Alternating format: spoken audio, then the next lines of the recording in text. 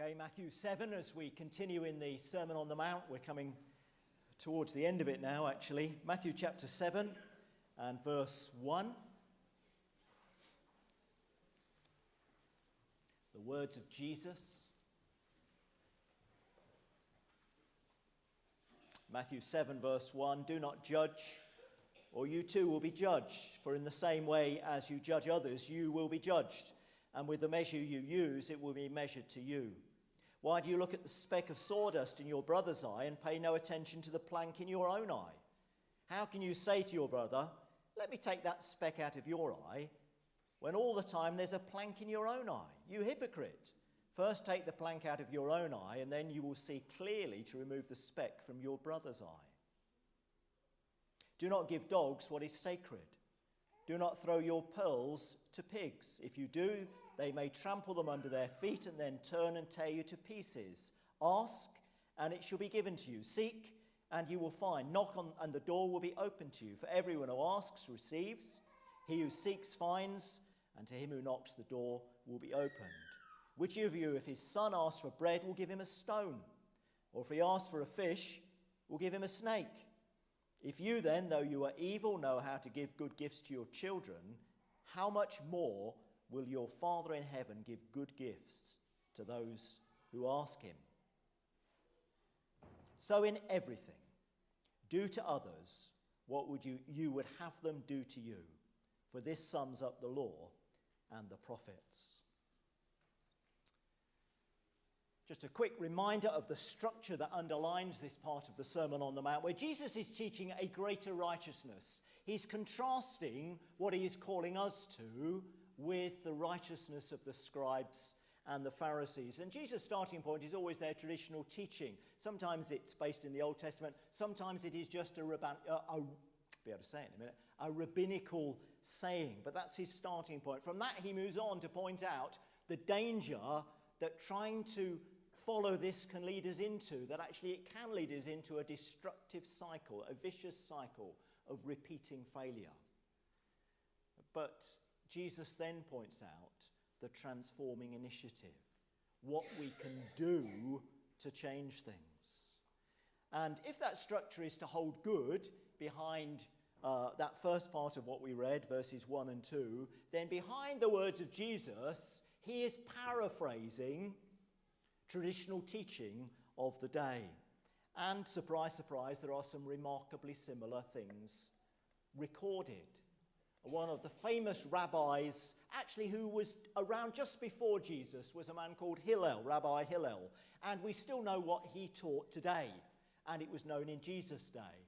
And according to the internet, this is what he looked like. I don't know whether it's true, but anyway, this is what he said. I do know that, and that's not because of the internet. It's actually because of what was written down around this time or slightly later. Do not judge a man until you yourself have come into his circumstances or situation. You see, the kind of thing that Jesus was saying in verses 1 and 2 was common currency. It was traditional teaching. The vicious cycle is that hypocritical fault-finding, when actually we're not taking account of the fact that inside we're no different, or maybe even worse. Let's be absolutely clear what Jesus is not saying. He is not saying there is no place for law courts of that kind of judgment. He's not saying that we should turn a blind eye to evil behaviour. That's not what he's talking about. What he is talking against is the repeated practice, because again, in this verse and these verses, there is this sense of it being an ongoing habit, this repeated pattern of finding fault in others while ignoring our own faults. And Paul, writing to the Romans in chapter 14, puts it like this: "Who are you to condemn someone else's servants?" Ultimately, the other people in our lives, the other people in the church, they don't answer to us, do they? They are God's servant first and foremost. They answer to him. So who are you to condemn someone else's servants? Their own master will judge whether they stand or fall, and with the Lord's help they will stand and receive his approval. It's not about being blind to other people's faults. We'll still see them. We may still suffer because of other people's faults, but it's about being generous in our response to those faults, in our attitude towards those people. Commenting on this verse, the New Testament scholar F.F. Bruce said this: "Exalting ourselves by disparaging others is a cheap way of gaining moral supremacy." Ouch. But actually he's got a point. Because actually that's what can lie behind this critical behaviour. Our insecurity.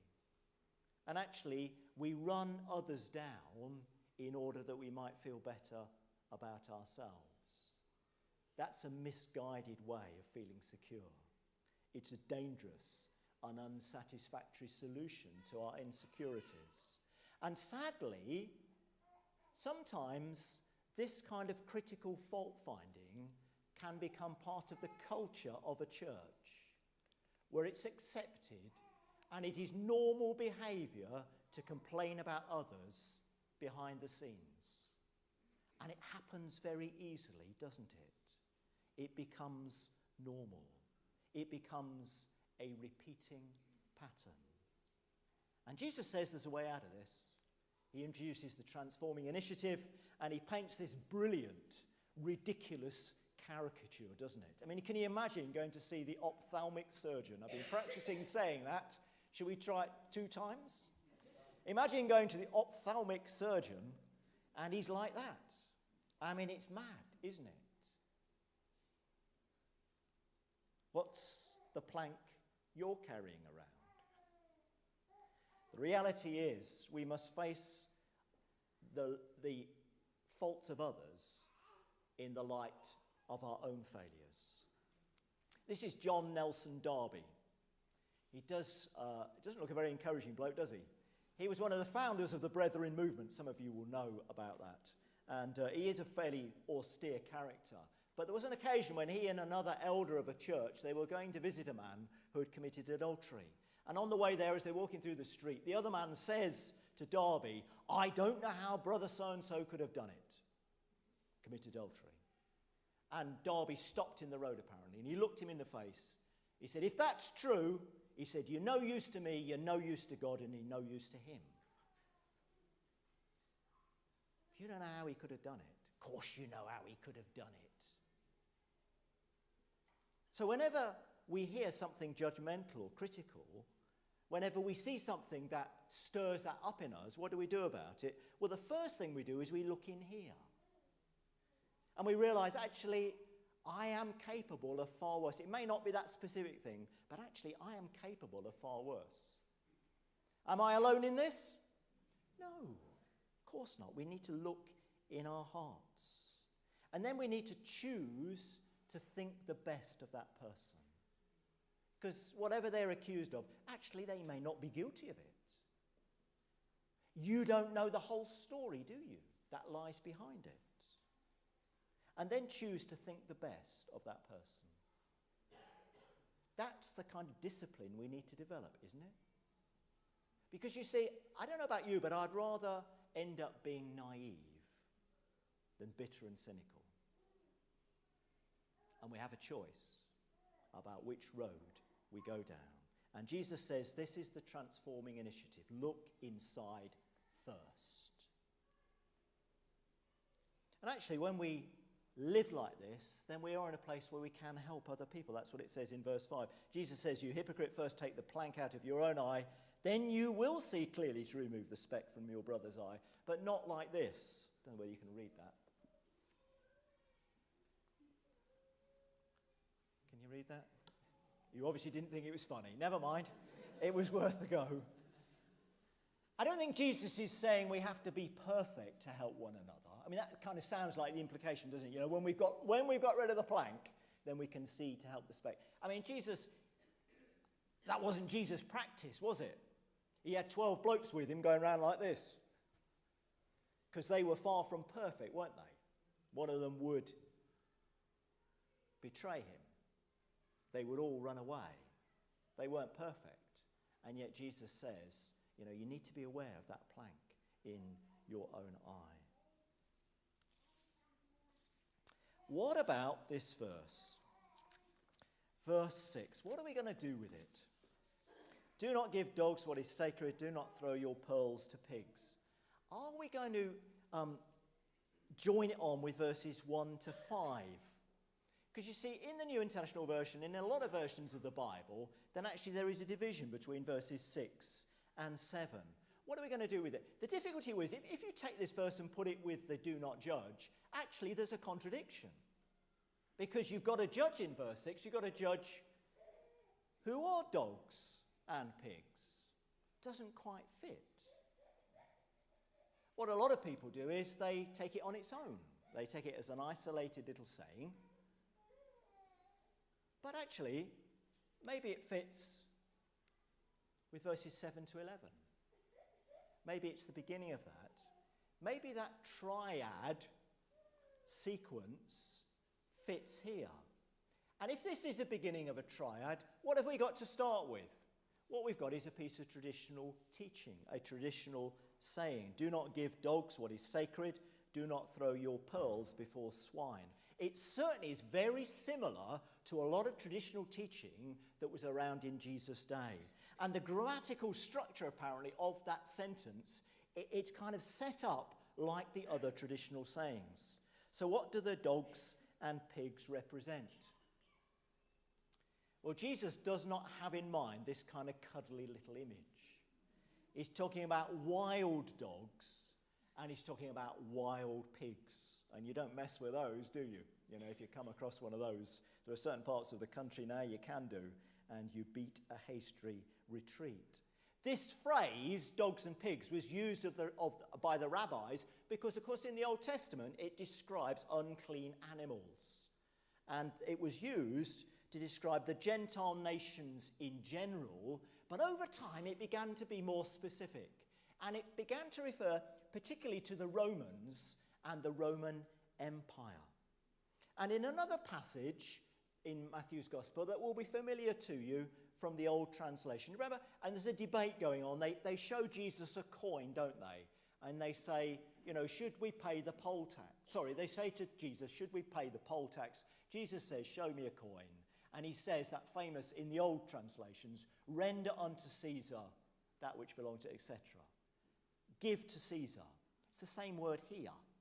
If you were using an old translation, it might be render unto dogs what is sacred. Sorry, do not render unto dogs what is sacred. Do not render pearls to pigs. It's the same word. And if it is part of a triad, then it is likely that here Jesus is referring to the Roman Empire. Now, he's not going to stand up in the public, is he, and say, be careful in your dealings with the Roman Empire. Jesus is not stupid. That's going to lead to arrest. He's going to use coded language to say this kind of thing. But the temptation to give loyalty and trust to the Roman Empire was a very strong thing in Jesus' day. Jesus says here as well, if you do, they may trample them under their feet. That phrase, trampling underfoot, again, he's used just a little bit earlier when he was talking about salt. He said, when salt has lost its saltiness, in other words, when we become contaminated, then we're no use. We might as well be trampled underfoot. And then the vicious cycle, Jesus says, if you trust the Roman Empire, then it will, if you look there for your security and your significance, then inevitably what will happen is that they will trample you under their feet and turn and tear you to pieces. Again, the grammar and the structure of this sentence is very similar to the earlier vicious cycles. And the transforming initiative is trust God as your Father. Trust God as your Father. If you take verses 7 to 11 in isolation, then they are teaching about prayer. The difficulty with that is Jesus has already taught about prayer, hasn't he? Those of you with long memories, because it's only a few weeks ago, you know, the big three. Jesus taught about almsgiving, prayer, and fasting. So why does he suddenly come back to prayer? Did he forget it? Or is this passage actually not primarily about prayer? Is it about trusting God as your Father, which actually fits better in the overall context of this section. It's the kind of thing that Alan was exploring with you last week. It fits the context better, which again helps us understand. I don't know about you as a father, I'm often aware of my failures, those of you who are fathers. But I do take a bit of an affront at Jesus, who says, if you then, though you are evil, know how to... It's a bit harsh, isn't it? But you see, Jesus is deliberately drawing an unreasonable comparison to say to us about how good our Heavenly Father is. That actually he is so good, it's almost as if we are evil fathers. Such is his goodness. So Jesus says, yeah, the traditional teaching is, don't get into bed with the Romans, because if you do, you will be trampled underfoot and even torn to pieces. What Jesus is saying, of course, is the empire will strike back. Sorry, I couldn't resist that one. I was just checking you were still awake as well. My wife's shaking her head. I'm going to be in trouble later. Jesus says, don't trust the empire. Trust God. Trust God as Father. And that's what underpins the asking, knocking, seeking. Got that in the wrong order, didn't it? But that's what underlines it in verses 9 to 11. A friend of ours used to say, in the light of these verses, she used to say to us, do you know, it's rude not to ask. Speaking of God, do you know it's rude not to ask? And many of our prayers are asking prayers, aren't they? And Jesus encourages them here in the light of our relationship with God as Father. See, like any good parent, God answers wisely. And sometimes our requests are ridiculous, and God says no. Or God says, I understand why you're asking that, but actually there is a better way of doing this. But we have a God who is good. He is a good Father. He is not slow to give, and he only gives good gifts. Okay, great theory. What does this mean to us? What does this mean to us? We don't face the might of the Roman Empire. But there are empires out there. I'm not talking about America or Russia or China or any of those things. I'm talking about the ungodly power structures that are around us all the time that we engage with in different ways. Some of us work for an empire, don't we? Or don't you? I don't work for an empire, do I? I don't know. The kingdom of God. Some of you work for an empire like this. Companies that have power and influence and don't always use that influence for good ends. All of us are pressured by the power of the empire of consumerism, the consumer culture that we live in. We must have the lifestyle that we must acquire. It's an empire, I would suggest to you, that is equally powerful, if not more powerful, than the Roman Empire. Certainly, the consumer empire is bigger than the Roman Empire ever was. I mean, think of McDonald's. I'm not having a go at McDonald's, by the way. If ever you're in some foreign cities, actually McDonald's is a wonderful thing, isn't it? Because they've got half-decent toilets and usually air conditioning. But the reach, tell me, we appreciated it, didn't we, Heather and Alan? But the reach of McDonald's is much further than the Roman Empire ever got, isn't it? But actually their power, the power of the consumer culture, is much more subtle, but will hold us in as strong a grip as the Roman Empire ever could.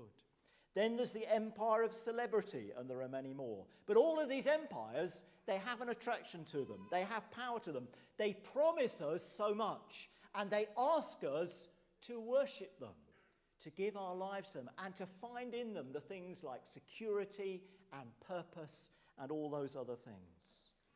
Some of us can't help being part of one of those empires. We're paid by them. But what Jesus says is, don't give these empires what is sacred and precious. That's the pearls bit.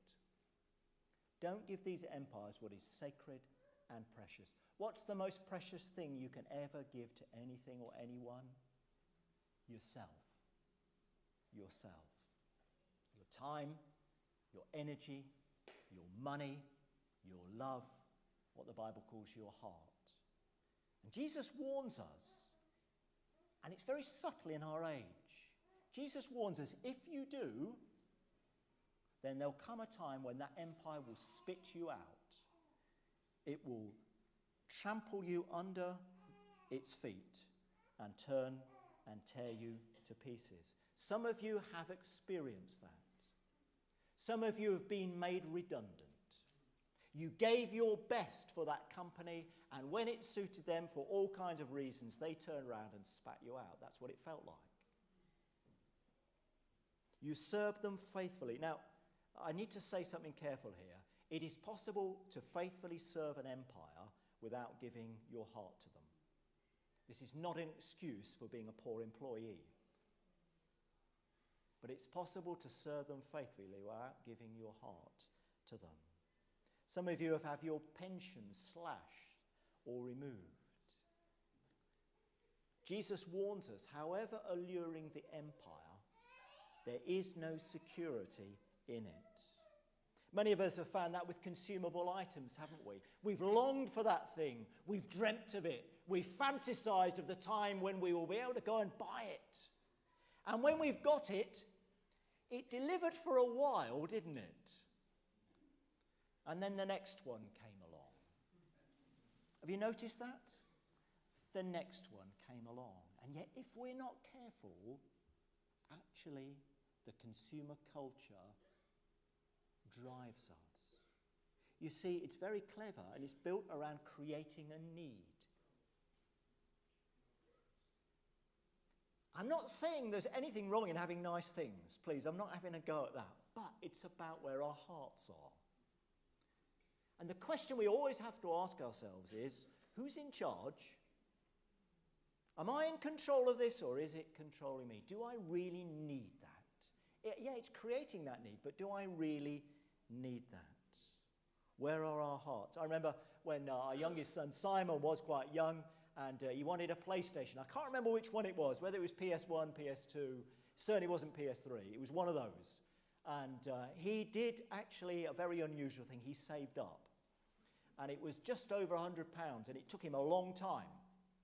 Birthday money and various things. And he saved, and he saved, and he saved. And eventually the wonderful day came when, and we looked at the different offers, and the best place was Toys R Us. And I remember the fateful day we went to Toys R Us, and he parted with all this money that he'd saved up, and he took it out, and he was delighted.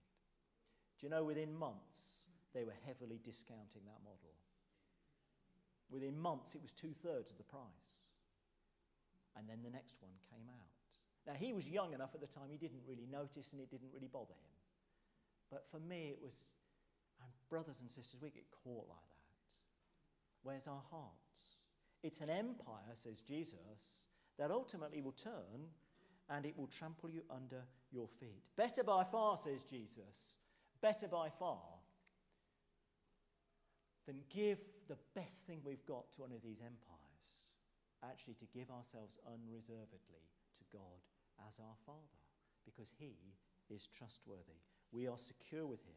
We find our true identity in him. There was a lad in the States. He was born in a small rural community, and there was something unique about this boy. Nobody else in his class at school, nobody else actually in his whole little community had what he had. You see, he had no father, and everybody knew it. And he grew up with this. And all the other kids at class, you know how cruel children are, they used to say to him, "Is your dad picking you up today?" All that kind of thing. And this is what he grew up with.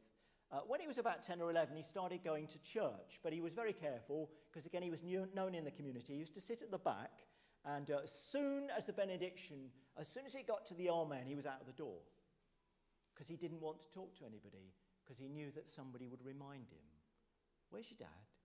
Who is your dad?" It would all be brought on him. One day there was a new preacher in town, and the young lad never quite knew how it happened, but as soon as he'd said amen at the benediction, somehow the preacher popped up at the back. And as this lad was sliding out, he felt a hand on his shoulder. And the preacher said, "Who are you, son?" Whose boy are you? And the preacher saw it in his eyes. And then he smiled a big smile of recognition, the preacher. And he said, wait a minute, I know who you are. I see the family resemblance. You're a son of God. And with that, he slapped him across the back. And he said, boy, you've got a great inheritance. Go and claim it. It's where we need to be, isn't it? We don't need to give our hearts to the empires. We just need to trust God as our Father. Because in him, we find all that we need. And when we need it, all we do is we ask, we seek, we knock. And he gives us what we need. So in summary, is there any way that we need to take action? Is there this issue of being judgmental? And Jesus says you resolve this by dealing with your own heart first. Look inside first. Don't let that become a habit in our lives. Or is it this issue of trusting in the wrong things? You know, when we look to one of these empires to meet a need, we've got a legitimate need, but we're just looking in the wrong place. And all these empires, they will promise to meet a legitimate need, be it security or significance or acceptance or whatever it is. But actually those things ultimately are only found in God as Father. What Jesus is going to do now in the rest of the Sermon on the Mount is he's going to do what all preachers are going to do. He's going to preach for response. He's going to do what I did just a few minutes ago. He's going to Jesus tells 3 stories. The story of the wide and narrow gates, the tree and its fruit, the wise and foolish builders. He's pressing for a response. But before he does that, he sums the sermon up, like all good preachers. And he sums it up in verse 12. So in everything, do to others what you would have them do to you, for this sums up the law and the prophets. Once again, interestingly, Jesus takes some traditional teaching. You see, Hillel, who I mentioned earlier, he had a saying that was famous and still is famous and was well known at Jesus' time. What he said is the opposite of what Jesus said. What he said is, what is hateful to you, do not do to others. It's the negative. This is the whole law. The rest is explanation. Go and learn. And Jesus turns this on its head. Can I ask you a question? Do you understand that? Is it complicated? I don't think it is it? It's brilliant. It's straightforward.